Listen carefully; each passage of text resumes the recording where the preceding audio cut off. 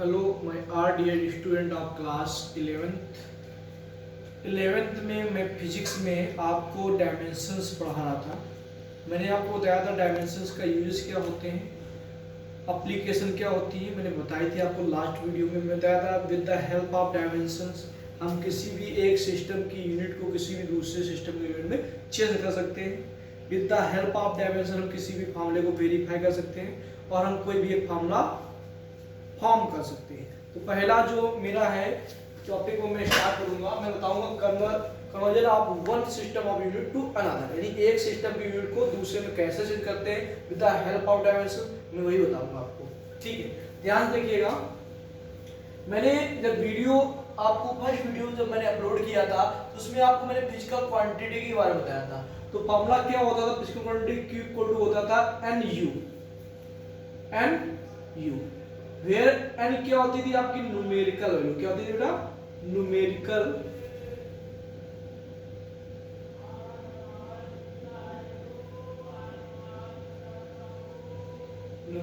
Value and u आपकी क्या होती थी यूनिट। क्या होती थी यूनिट। तो हमें यहाँ किसी एक सिस्टम को यूनिट को दूसरे में चेंज करना है, लेकिन उसकी क्वांटिटी तो वही रहेगी, सेम रहेगी दोनों। तो हमने मान लिया एक आपका सिस्टम होगा SI, हमने SI को हमें कन्वर्ट करना है CGS में। ठीक है, तो मैं यहां मान लूंगा Q equal to N1U1 equal to N2U2। जो N1U1 है ये आपका किस में आएगा? N1U1 किस में आएगा? SI में, और N2U2 आपका आएगा CS में। यानी N1 जो होगी आपकी न्यूमेरिकल वैल्यू वो SI में होगी, U1 जो आपकी यूनिट होगी किस में होगी? SI में। जो N2 होगी न्यूमेरिकल वैल्यू वो होगी आपकी CGS की, और U2 जो यूनिट जो होगी वो किसकी होगी? CGS की। तो मुझे यहाँ कन्वर्ट करना है, तो उसके लिए फॉर्मूला क्या हो लगाएंगे? Q equal to N1U1 equal to N2U2। ठीक है, पहला एक क्वेश्चन लेते हैं, हमें चेंज करना है, change 1 newton into dyne. 1 newton को डाइन में चेंज करना है। तो जो न्यूटन आपकी होती है वो होती है SI यूनिट। कौन सी होती है? SI। और डाइन आपकी कौन सी होती है? CGS unit. कौन सी होती है? CGS unit. ठीक है, तो 1 न्यूटन को हमें CGS में कन्वर्ट करना है। कैसे कन्वर्ट करेंगे हम बात करते हैं। यहाँ पे न्यूटन जो है, ये न्यूटन जो होता है ये आपका फोर्स का फॉर्मूला होता है। किसका होता है? फोर्स का। तो फोर्स आ गया, यानी 1 न्यूटन फोर्स की यूनिट क्या होती है? न्यूटन। और फोर्स 1 न्यूटन कब होगा? फोर्स आपका 1 न्यूटन कब होगा? जब मेरा 1 न्यूटन मास 1 kg होगा, acceleration 1 metre per second square होगा। ठीक है, तो 1 न्यूटन जो होगा मेरा इक्वल होगा 1 kg into 1 metre per second square. यानी इसको लिख सकते हैं 1 newton equal to 1 kg metre per second square. ठीक है, मुझे पता है मेरा फोर्स 1 न्यूटन कब होगा? जब मास 1 kg होगा और मेरा जो एक्सेलरेशन होगा 1 मीटर पर सेकेंड स्क्वायर होगा। ठीक है, तो न्यूटन यानी फोर्स का डायमेंशनल फार्मूला क्या होता है बेटा? डायमेंशनल फार्मूला, फोर्स का डायमेंशनल फार्मूला होता है आपका डायमेंशनल फार्मूला ऑफ फोर्स आपका होता है ML/2। ठीक है, बस इसी का यूज इसमें होना है। कैसे यूज होना है मैं आपको बताता हूं, ध्यान से सुनिएगा। यहां पे आपने बताया था N1U1 इक्वल टू N2U2। ठीक है, N1 न्यूमेरिकल वैल्यू हो गई आपकी किसकी? SI यूनिट की। N1 पहले दिया मैंने। U1 आपका होगा U1 आपका जो होगा यूनिट होगी किसकी होगी? SI की। तो हम यहां क्या लिख देंगे? M1 की पावर A, L1 की पावर B और T1 की पावर C। सिमिलरली इधर लिखेंगे N2, इसकी आपकी यूनिट दूसरी होगी क्योंकि ये सीजीएस में, U2 किसमें? सीजीएस में। तो यह क्या होगा?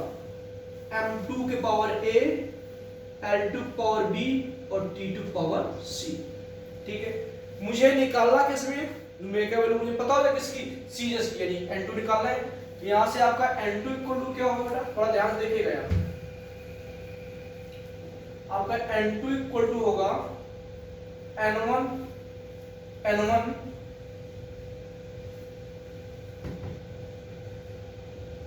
m1 के पावर a l1 के पावर b t1 के पावर c अपॉन m2 की power a l2 power b और t2 पावर c। ठीक है, n2 n1 इसको ऐसे लिख सकते हैं क्या, m1 अपॉन m2 के पावर a, मतलब a वाले टर्म जो थे, मतलब जिसके पावर a थी उसको अलग कर लिया, जिसके पावर b थी उसको मैं अलग कर लूंगा।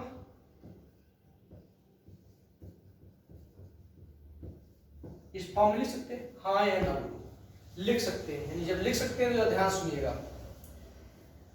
यहाँ पे a b c हमने क्या ले रखा है, अपने मन से a b c हमने पावर मान ली है, तो इसकी कंपेयरिंग कर देंगे। यहाँ पे m के पावर a l के पावर b और t पावर c, जब कंपेयरिंग करेंगे यहाँ पे a की वैल्यू कितनी होगी 1, b की वैल्यू कितनी होगी यहाँ पे 1, c की वैल्यू यहाँ पे कितनी होगी -2। अब बेटा हम कुछ नहीं करेंगे, n1 ये m1 क्या था, मास किसमें है, ये आपका किसमें मास है, हमें सबको पता है ये आपका है SI में। तो SI में जो यूनिट होती है किसमें होती है, केजी में, केजी में होती नहीं होती। तो 1 केजी कितने ग्राम होते हैं, 1000 ग्राम। यहाँ पे क्या होगा ग्राम। एक वैल्यू कितनी है यहाँ पे 1, L1 ये डिस्टेंस हो गया, क्या हो गया डिस्टेंस, डिस्टेंस के लिए मैं डायमेंशन फॉर्मूला L लेता हूं, तो 1 मीटर कितने सेंटीमीटर होते हैं 100 सेंटीमीटर, यहाँ क्या आएगा 1 सेंटीमीटर। टाइम आपका 2 सेकंड है, यहाँ 1 सेकंड, यहाँ भी 1 सेकंड। ठीक बेटा, यहाँ पे b की वैल्यू आपको कितनी 1, यानी 1 होगी, और t की वैल्यू कितनी यहाँ पे -2। यहाँ मैं इधर रख के ये दे रहा हूँ,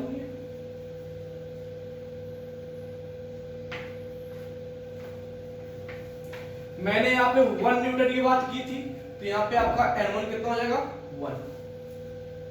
1 न्यूटन की बात की थी ना, तो 1 न्यूटन यानी एक ही तो है। अगर यहाँ पे 2 न्यूटन को कन्वर्ट करोगे तो n1 कितना हो जाएगा 2, 3 न्यूटन तो n1 कितना हो जाएगा 3, तो यहाँ पे n1 आपको कितना हो जाएगा 1, कैंसिल, यहाँ बचेगा 1000 ये पावर 1 तो 1000 ही बचेगा, इनटू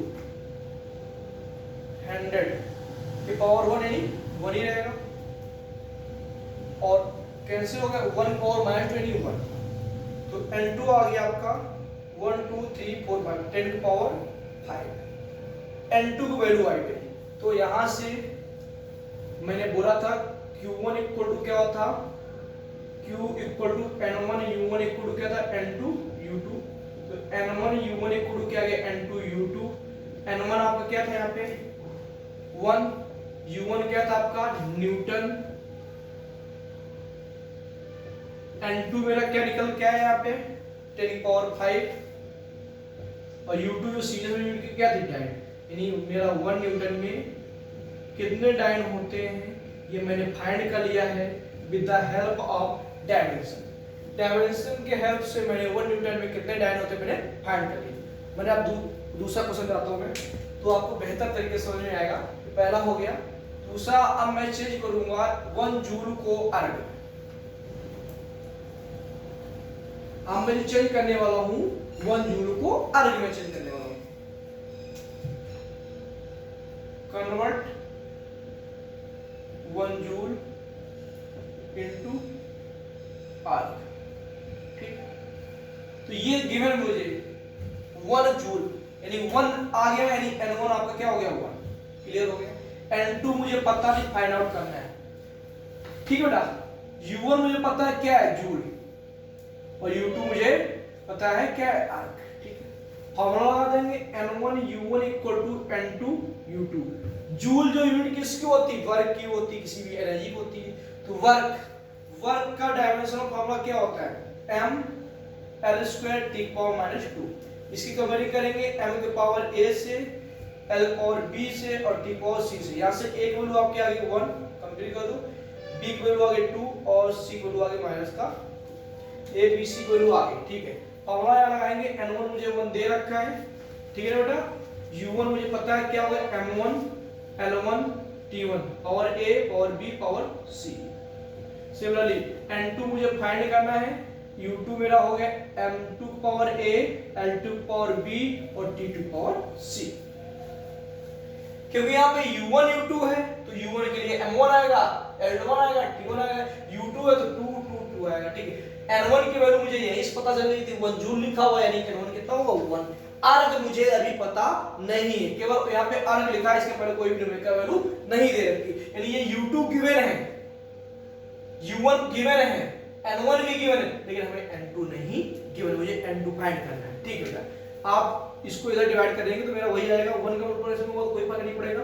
यहाँ मेरा बचेगा M1 अपान M2 पावर हो जाएगा A into L1 upon L2 power हो जाएगा आपका B इंटू T1 अपान T2 पावर क्या हो जाएगा आपका C इक्वल टू क्या बचेगा N2। जब इसको इधर डिवाइड करेंगे तो इस फॉर्म में हो जाएगा। अभी पिछले क्वेश्चन में बताया M1 मेरा क्या है, SI यूनिट है, तो SI यूनिट M1 क्या होता है, मास 1 kg में कितने ग्राम होते हैं, 1000 ग्राम, या कितना लिखेंगे 1000 ग्राम।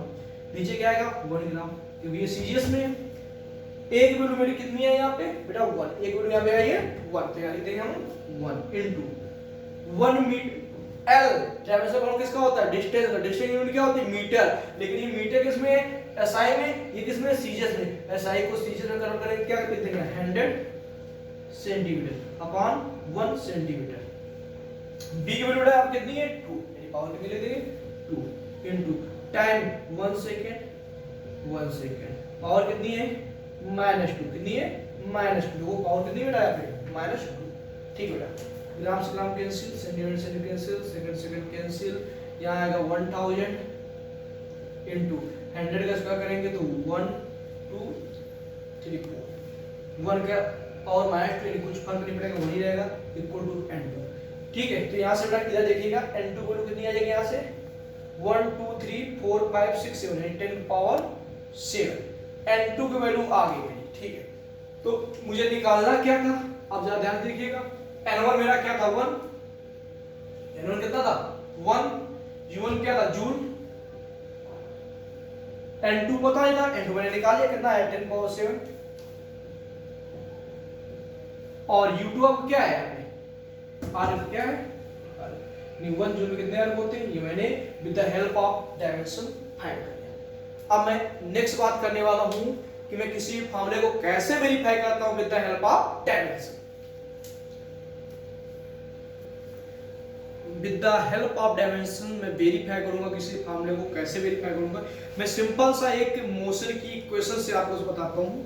मोशन की इक्वेशन आपने फर्स्ट पढ़ी होगी, v इक्वल टू क्या होता है u प्लस 80, पढ़ा है ना, v इक्वल टू होता है u प्लस 80। ये आपका डायमेंशनल फॉर्मूला इसमें निकालेंगे पहले, तो ये आपका क्या होता है v फाइनल वेलोसिटी, u आपकी क्या होती है इनिशियल वेलोसिटी,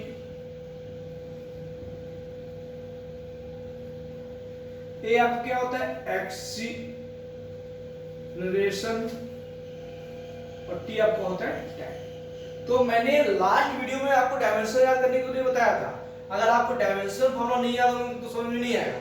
ठीक है, तो हम बात करते हैं, पहले आप डायमेंशन फॉर्मूला बहुत कायदे से याद करिएगा, तभी आपको टॉपिक समझ में आएगा। ठीक है, खैर यहाँ पे फाइनल और इनिशियल वेलोसिटी से कोई मेरा लेना देना नहीं, मेरा लेना देना है तो सिर्फ किससे, वेलोसिटी से।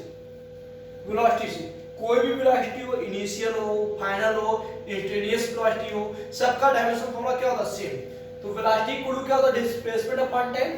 तो किसी भी फार्मूले को वेरीफाई करने के लिए हमें क्या करना होता है, वहां उनका सबका डायमेंशन फॉर्मूला देते हैं। अगर इस टर्म का और इस टर्म का, इस टर्म का, तीनों टर्म का डायमेंशन फॉर्मूला आपका सेम आता है तो आपका फॉर्मूला क्या है सही। वेलोसिटी क्या होता है डिस्प्लेसमेंट अपॉन टाइम, डिस्प्लेसमेंट का डायमेंशन फॉर्मूला क्या होगा l और टाइम का क्या होगा t, यानी क्या आ जाएगा l t पावर -1। तो इसका डायमेंशन फॉर्मूला क्या होगा l t power -1 equal to जो इस वेलोसिटी होगा वही इस वेलोसिटी होगा, इनिशियल चाहे फाइनल। तो इसका भी एल टी पावर माइनस 1 हो गया। प्लस एक्सीलरेशन क्या होता है, change in velocity upon time, change in velocity upon time. ऊपर ले जाएंगे तो मेरा एक्सीलरेशन क्या आ जाएगा, एल टी पावर माइनस 2, क्या आ जाएगा, एल टी पावर माइनस 2, तो यहाँ हो जाएगा एल टी पावर माइनस 2, और यहाँ पे टाइम है, टाइम क्या आ जाएगा, टी, क्या आ जाएगा, T, L T power minus 1, L T power minus 1 plus L T power minus 2 और इसका प्लस 1, तो अब आ जाएगा L T power minus 1 equal to L T power minus 1 plus L T power minus 1। इन सभी का डायमेंशन फॉर्मूला क्या रहा, सेम। अगर सभी का डायमेंशन फॉर्मूला सेम होता है, इस वैल्यू का भी, इस वैल्यू का भी और इस पूरे होल वैल्यू का डायमेंशन फॉर्मूला अगर सेम आता है, जितने भी टर्म का वो इक्वेशन गिवन होती है सभी टर्म का डायमेंशन फॉर्मूला सेम होता है, तो फॉर्मूला क्या होता है, सही। यानी यहां से क्या क्लियर होता है, ये इक्वेशन मेरी क्या है, सही। Thank you class. अब आपको जो वर्कशीट भेजूंगा उसको सॉल्व करके भेजना है। नेक्स्ट जो भी आपको प्रॉब्लम आती है मैं नेक्स्ट वीडियो में अपलोड करके भेजूंगा। Thank you class.